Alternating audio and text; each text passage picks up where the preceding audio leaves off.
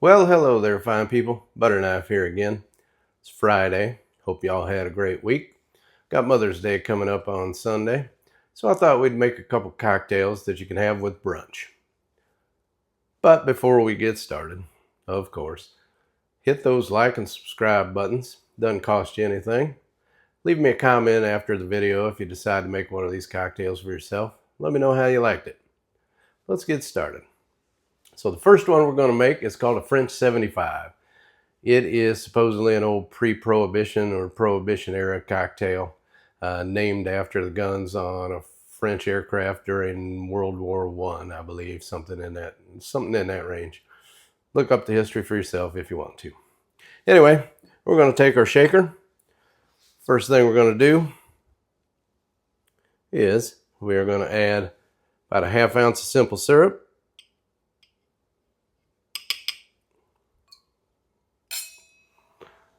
Next, we're going to take some fresh squeezed lemon juice. Get about a ½ ounce of that. Then we're going to get our gin. Little tip for you here. If you're not a big gin drinker, you can buy these little bottles, about 50 milliliters, which turns out to be perfect. Comes out to about 1.7 ounces, which the recipe calls for about 1½ ounces. So really turns out to be a pretty good deal. So we're going to dump that in there. Next thing we'll do, get our ice. Put it in the shaker here.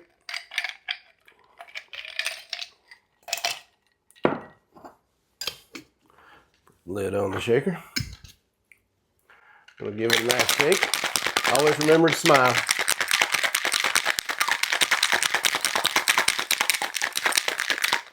Get that good and cold.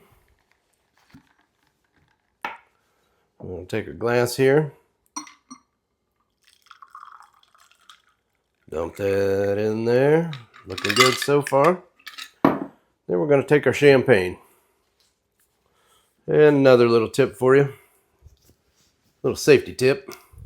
When you go to take the lid off your bubbly, use a towel. That way if she decides to pop on you, it doesn't go flying all over the room, put somebody's eye out. Now fortunately these have screw offs, so that works out pretty good. So then we're going to take and we're just going to top the rest off with some champagne.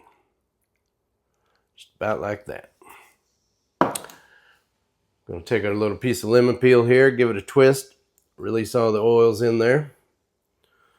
Take her and give her glass a little rimmer, then drop her in there.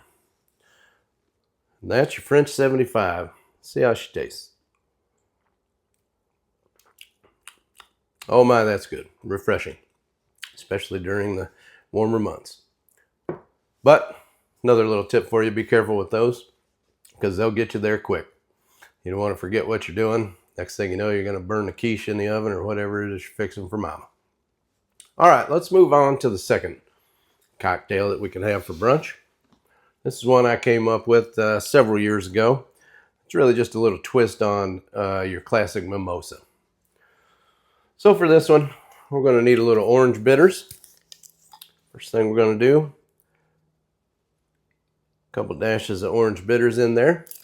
You can use regular bitters, but the orange bitters in this cocktail actually taste better. Then we're going to build basically just a mimosa. We're going to take some orange juice.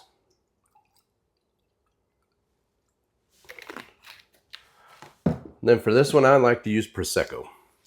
So we're going to open up our Prosecco here.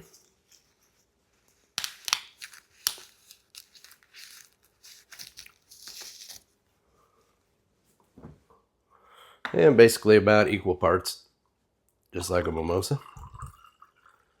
Pour that in there like that. And then next we're going to actually take a little bit of grenadine.